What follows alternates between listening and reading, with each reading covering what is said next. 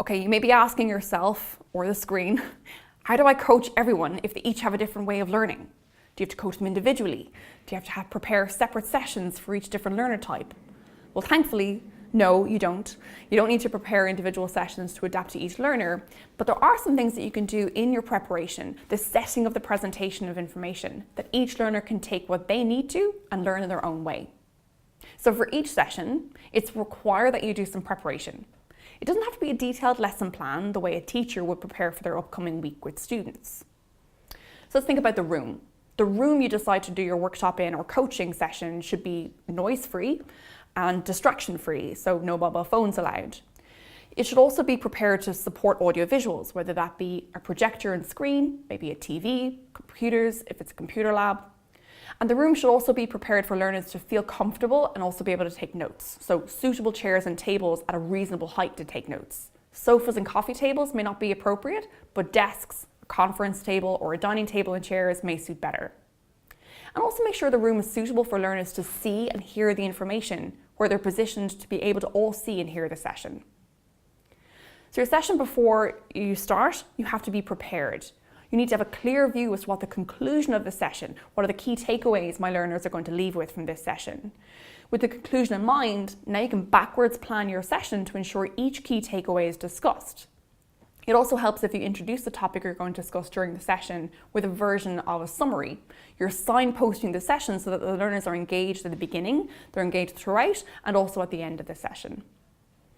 Your session's delivery should present the information with visuals. They can be graphics, photos, keywords. This is to support our visual learners. And also use concept maps or infographics to explain the main points and how they relate to each other. This is to support our kinesthetic learners, and then link them to more detailed information. Your session's delivery should confirm with your learners that they understand the information, so you're asking questions. Ask them to ideate and think of examples for this information. This particularly supports auditory learners.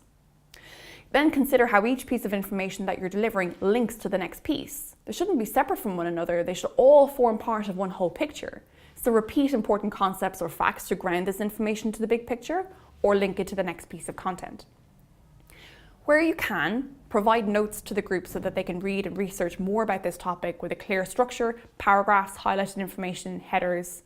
This shouldn't form the basis of your training, but it should supplement it. It's also good practice to group people into small groups so that when they're learning new information, they get to practice it with each other and also debrief from activities.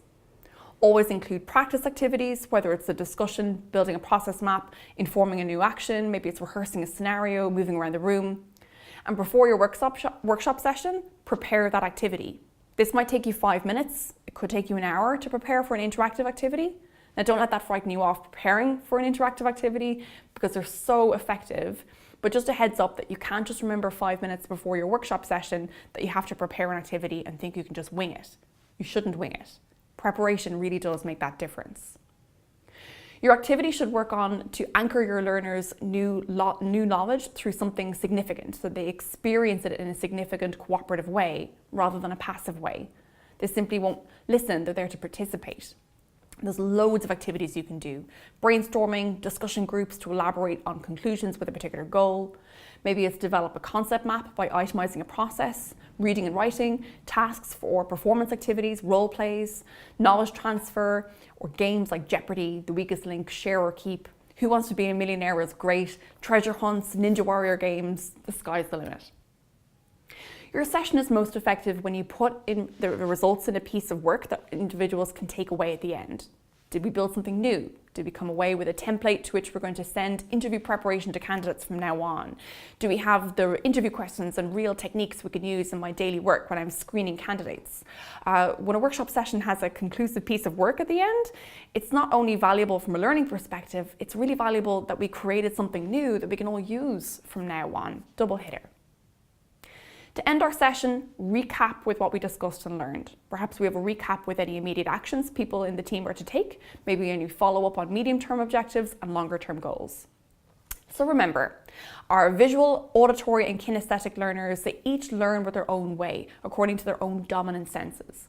We can enhance our learning sessions by encompassing different techniques that allow all of these learners to absorb all the information together, from a visual presentation, questioning techniques, practice sessions and practical exercises.